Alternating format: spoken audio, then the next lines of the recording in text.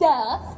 Now keep in mind, we did 3-1 last semester, so that stuff will not be on the final. And speaking of things that are on the final, if it's not on the outline, it won't be on the final.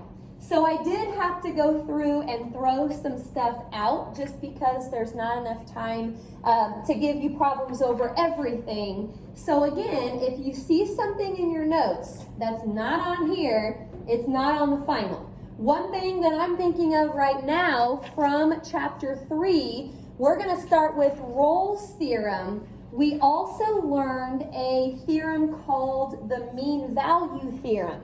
It's not on the outline, so it won't be on the final. You don't have to know anything about the mean value theorem.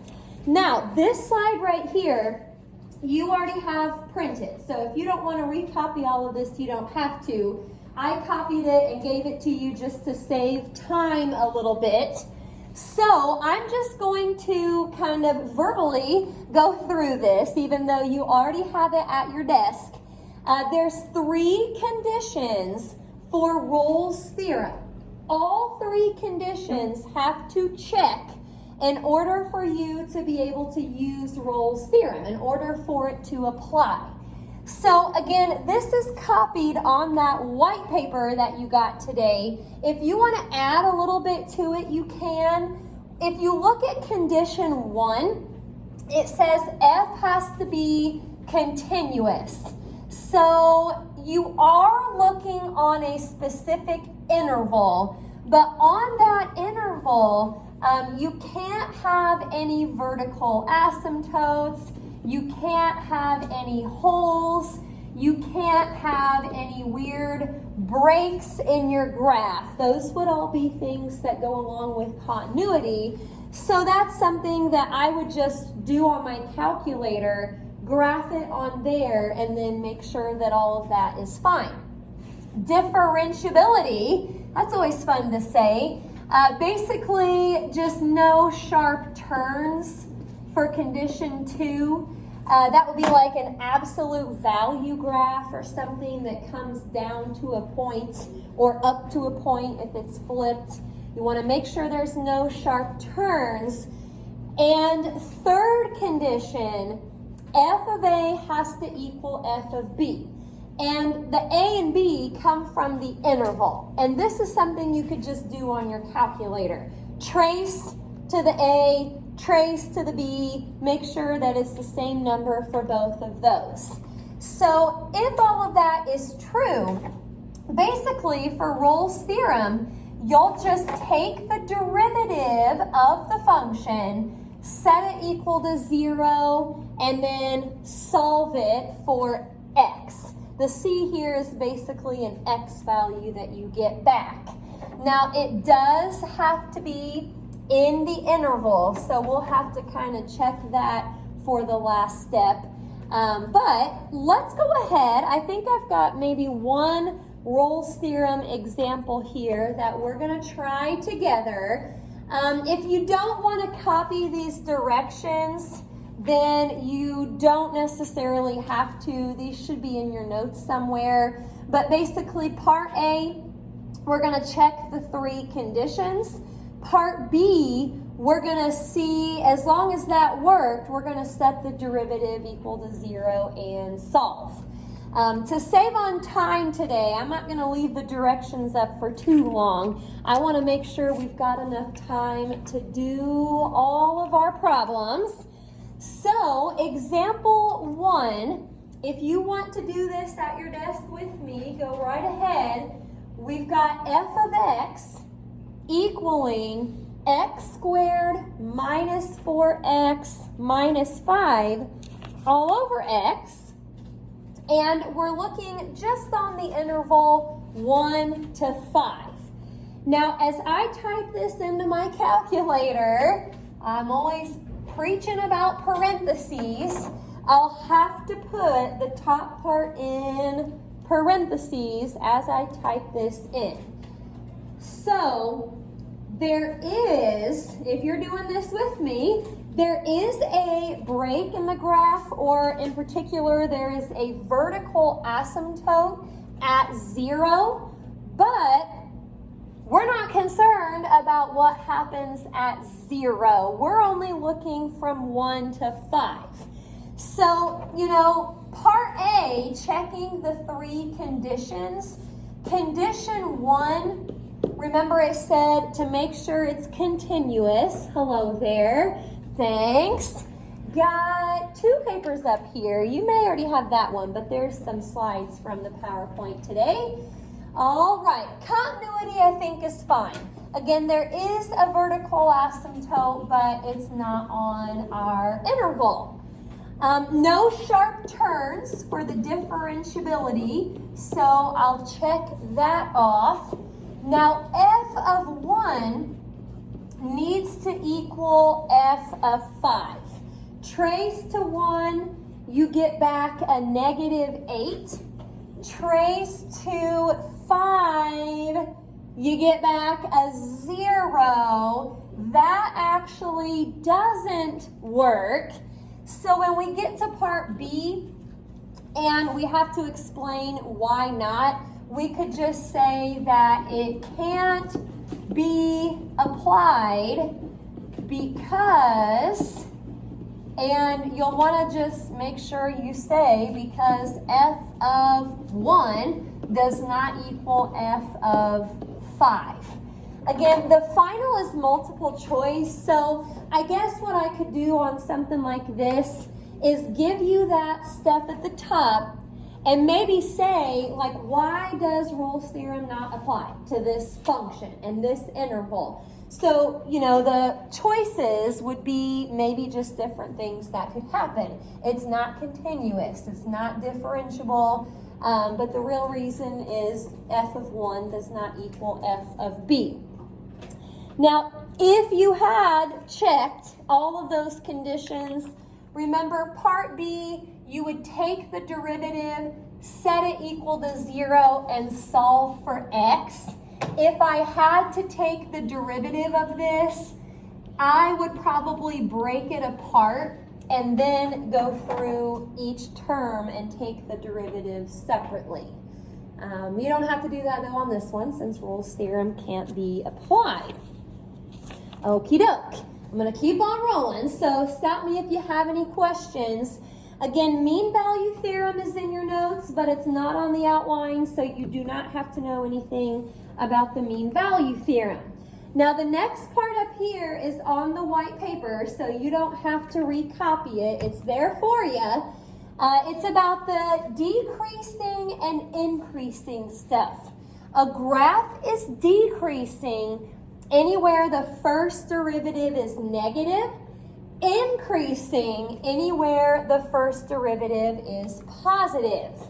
So I'm going to try just one example up here. You guys can do it with me if you want, where we have to determine the open intervals, and I probably added that in there just so you remember the intervals are technically x values on which the function is increasing or decreasing. This is a really good review problem because it's been a while since we've done this stuff, so it's kind of hard to remember what to do first. Again, I won't really leave the directions up too long today just because I want to make sure we've got plenty of time. So here's our function for number 2. F of x equals x cubed minus 3/2 x squared. We have to figure out where that is increasing, where it's decreasing. Now, first step is to find the critical numbers. Hopefully that rings a little bit of a bell. That's actually something that we learned in 3.1, which is not technically on this, but it kind of rolled over, so that's sort of tricky. But critical numbers are when you set the derivative equal to 0 and undefined separately. Critical numbers. Set the derivative equal to 0 and undefined separately. Well, let's go ahead and do the derivative. Derivative of x cubed. Remember, pull the power out front, make it to the 1 less. That's 3x squared minus derivative of that term in the back. If you pull the 2 out front, the 2's should cross out. So you make it to the 1 less power. That's just a negative 3x. Now, this is never going to be undefined. Remember, undefined would be when, like, the bottom of a fraction equals 0. You don't even have a fraction here. So I'm just going to set it equal to 0. Probably factor out a 3x. So once I do that and I break these apart, if you have 3x equaling 0, divide by 3, that's just going to be x equals 0. For that part, add 1, of course, and you get x equals 1.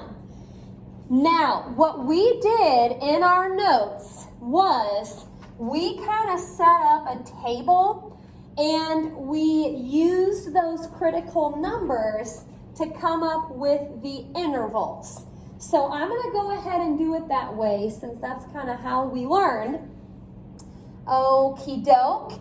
And this is excellent review here because it has been a while. Make sure you hear this part. You always have one more interval than critical number. You always have one more interval than critical number. So 2 critical numbers means I'm going to have 3 intervals. And I'm going to use those critical numbers to help. Now, unless there is a domain restriction,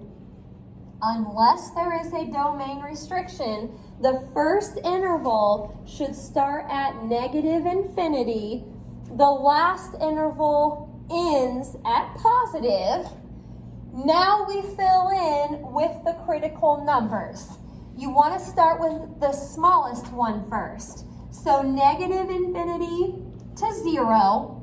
You want to fill in the gap from 0 to 1. Remember, whatever you end with, you start with on the next interval. And then the last one goes from 1 to infinity. Okie doke. Test numbers. Maybe a -1, maybe a 0.5, and maybe a 2.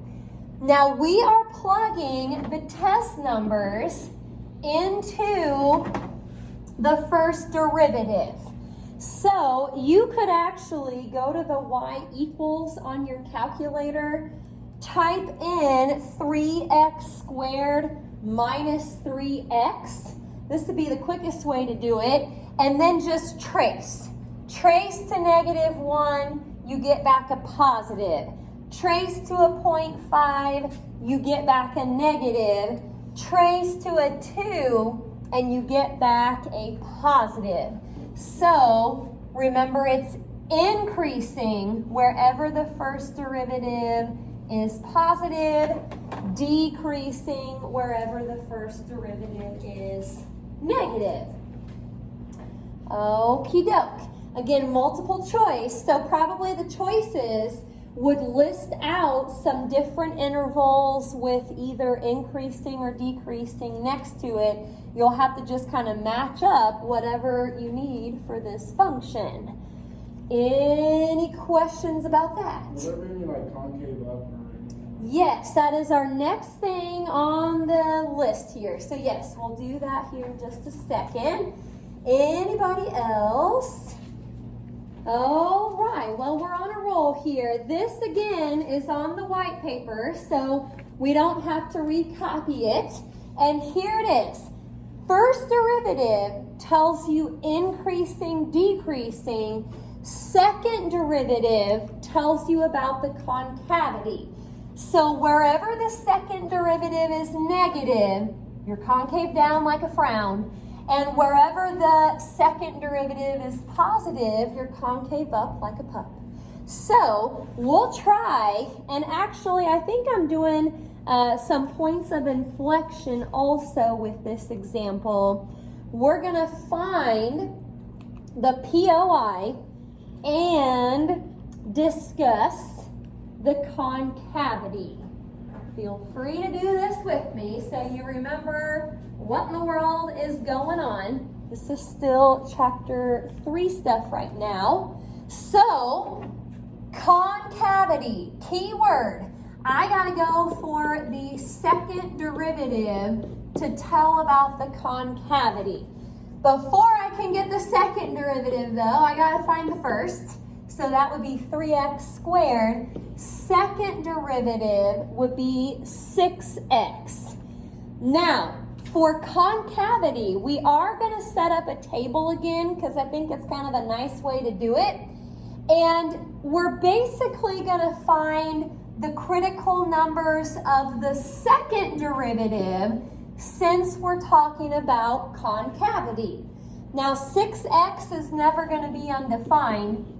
So I'm just going to set it equal to 0, and there we go. We get back x equals 0. So I'm going to set up another little table here. Sine of f double prime, and then conclusion. Let's see what happens here. Again, there's one more interval than critical number. Unless there's a weird domain restriction, you should start with negative infinity, end with positive. Kind of an ugly infinity right there, but that's infinity. And there's only one critical number, so that's easy enough. Fill in the zeros, and here we go. Test maybe a -1 and a +1. I'm testing those in the second derivative.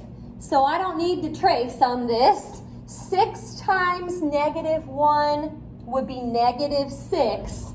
6 times +1, that would be +6. So we're going to say concave down on that first interval, concave up on the second.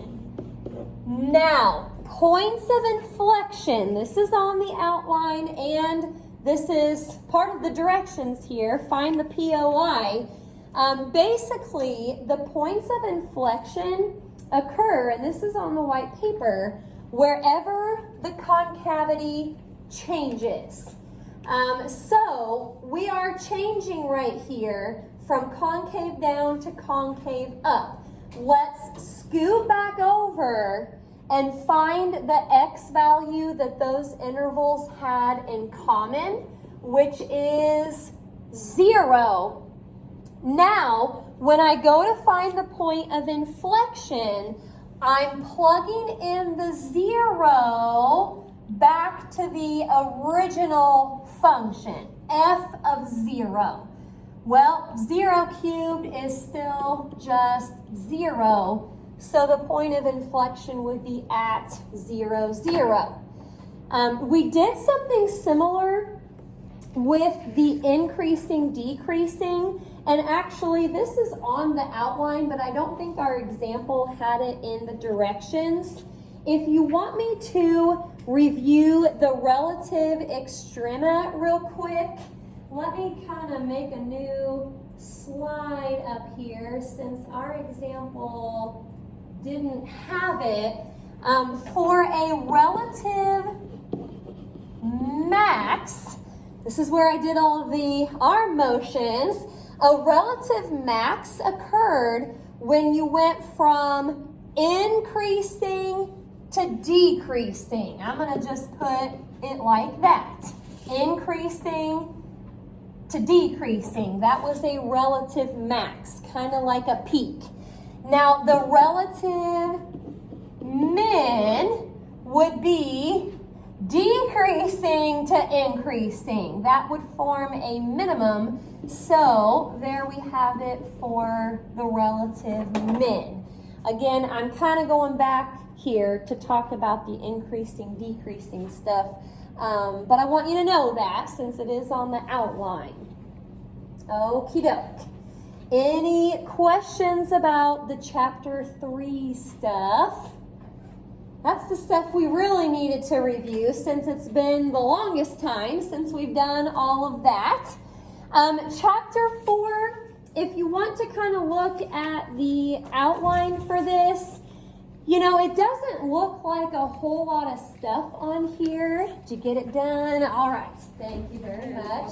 All right. Thanks. So again, it doesn't look like a whole lot, but that first bullet point under chapter 4, where it says finding indefinite integrals, that's a lot of stuff right there. We've got trig, which I think I have up here, but you probably already have it either in your notes or on that paper I handed out. I don't think I put it on the white paper, but trig integrals, E integrals, natural log, U substitution. Oh boy, there's a lot included right there in chapter 4. Now it does say on the outline that there's no inverse trig integrals. So we had, I think it was arcsine and arctan. You'll find those probably in your notes somewhere. You don't have to have those for the final. No inverse trig functions, just the normal trig functions. Those will probably show up. Okie doke. So the next few examples that we do here are just going to be some integrals. They're going to be all kind of mixed in, so this should be good practice for remembering at least how to get started on some of these problems. Okay, I'm going to go ahead and kind of put the next one up here. If you need me to put those back up here in a little bit, I can. Okie doke. So, find the indefinite integral. This is going to be a good chunk of our final. Number 4, trying to do pretty good ones here. We've got an x plus 2 over the square root of x.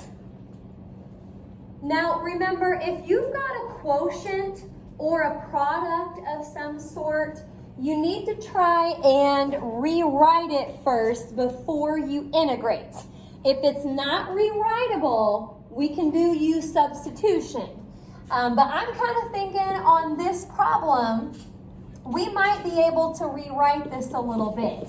If you think of that square root of x as x to the 1/2, here is what it would look like if I pulled that up. I'm going to put x plus 2 in parentheses, and then pulling that up, it would turn into x to the negative 1/2.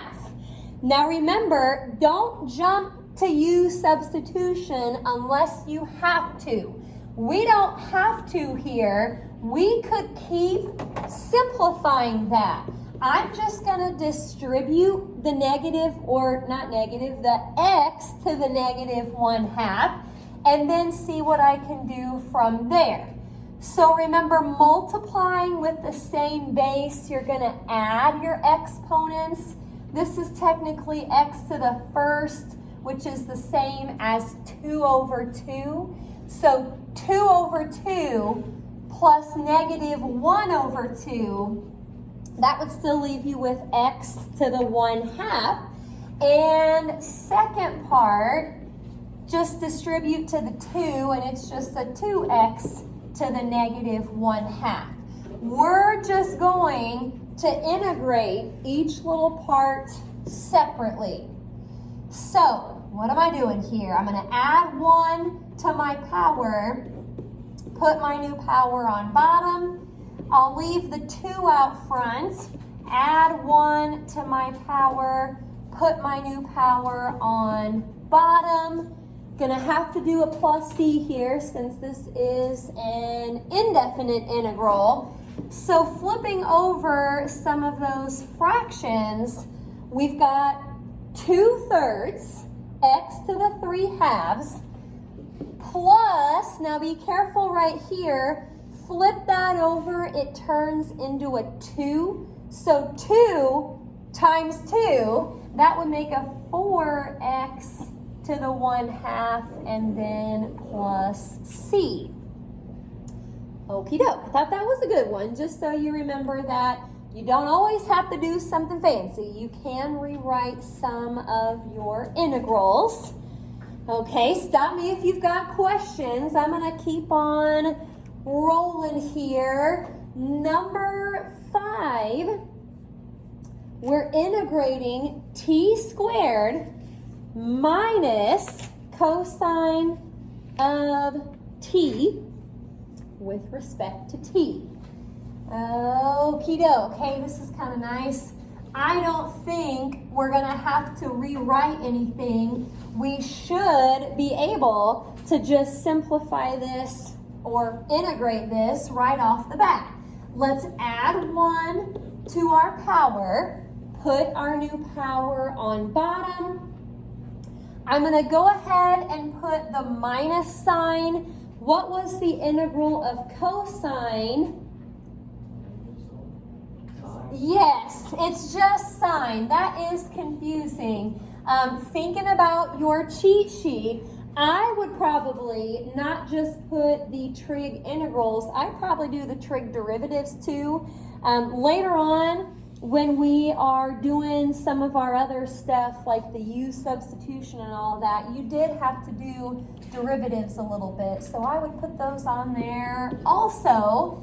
But actually, this problem's kind of nice. You integrate each part and then doesn't look like there's anything else to do.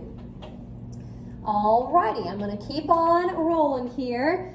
Got an example up now with E. Remember, that was on the outline, E. So we're taking 2 minus 3 e to the x power. Okay, I'm going to go ahead and integrate each part separately. So if I integrate 2 with respect to x, that's just 2x. Now, I don't know, this is probably on that paper I passed out. I think it was purple. Anyway, these are probably on that purple paper. I've got extras I can give you here in a minute. But just remember, if you integrate e to the x, it's just e to the x. So really, by the time I keep that -3 in front, this is another one that's kind of nice. You just get back what you need, 2x minus 3e to the x. We did have some u substitution type of problems with e. I don't know if I have an example of that today, but let's say I had to integrate e to the 2x. What you would have to do for something like that is let that power be the u, so then derivative would be just a 2, and I don't have it, so I'd have to pull a 1/2 out front.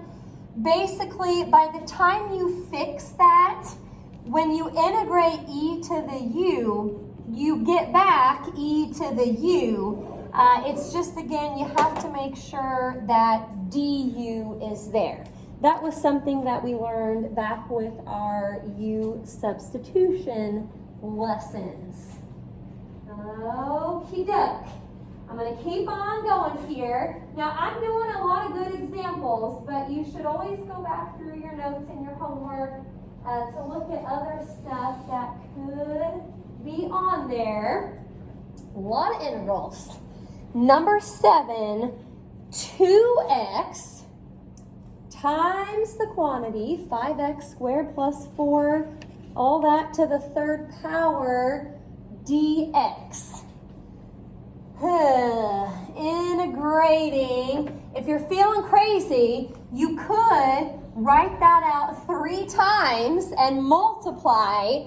That does not sound like fun to me. So if it's not very rewritable, try U substitution. Remember, U is typically what's in parentheses or under a radical. So I'm going to go with what's in parentheses here. Du would be 10x. Now, I didn't really do my fancy colors here, but that is U, and I need the rest of the integrand to be 10x dx. I have the dx, I have the x, but instead of a 10, all I have is a 2. I'm going to have to multiply that by 5 to get what I need. So pull a 1/5 out front. You always want to pull out the reciprocal to keep things even. So really, once you do that, you're just integrating u to the 3rd power du. Let's do that. Keep the 1/5 out front, add 1 to your power, put your new power on bottom. By the time you multiply those fractions together and you put back in what u was, 5 times 4 is 20. You can write it as a single fraction, or, and this is important since it's multiple choice for the final, you also could have had like a 1/20th out front. I'm not really sure which way it'll be on the final, but either one of those answers is fine. Just make sure you know that those are the same. Okie doke. Oh, let me see here. Got a few more integral type of problems, trying to hit kind of a little bit of everything here. Number 8. Okie doke. 1 over 1 minus 2x dx. Okie doke. See if we can rewrite this. Now, if you want to just watch for a second, you can. That on bottom is technically to the 1st power. So if I move it up, it would be to the negative 1st. Now, I'll probably need to do some U substitution over here. I don't have the negative 2, so I would have to pull a negative 1/2 out front. But watch what happens when I do the U substitution and I go to integrate, add 1 to my power, put my new power on bottom. That is not going to work, but what does that tell us to use? Natural log. Anytime you get that 0 on the bottom, go, hello, for the natural log. Oh, darn the luck. I don't need a keyboard. There we go. So, you know, with natural log, you always want the bottom to be u. So actually, what I have up there for the u and the du is probably fine. But let me go ahead and put that negative 2 back on there since I don't have the negative 2. But instead of writing it as u to the negative 1st power, let's just do 1 over u. Again, these integrals are probably on the purple piece of paper or it's in your notes somewhere. But when you integrate 1 over u du, you get back the natural log of the absolute value of u. So putting that back in and leaving the negative 1/2 out front, it would be negative 1/2 natural log of the absolute value of 1 minus 2x. And plus c. Can't forget that part. Any questions about that one? I think I've got one more indefinite integral for today. This will probably be the last thing that we get to today. Tomorrow's blowout day, so we may not have a whole lot going on tomorrow. But Monday, when we get back at least, we'll just kind of pick back up where we left off. Integration is the biggest part of the final. So what we're doing today is quite a bit. Now, for number 9, I do see a square root. So I guess I could rewrite that as a 1/2 power. But because of the 1/2 power, I don't think we can simplify this. You can't really distribute into something that's to a 1/2 power. So I'm thinking some good old U substitution, since it's not rewritable. Now, this is a real good review problem right here. The U is x plus 1. The du is only supposed to be 1 dx. We have the 1, we have the dx, but look right here. We have an extra factor of x. If you go back to look at your notes from some of our U substitution stuff, we called this a change of variable.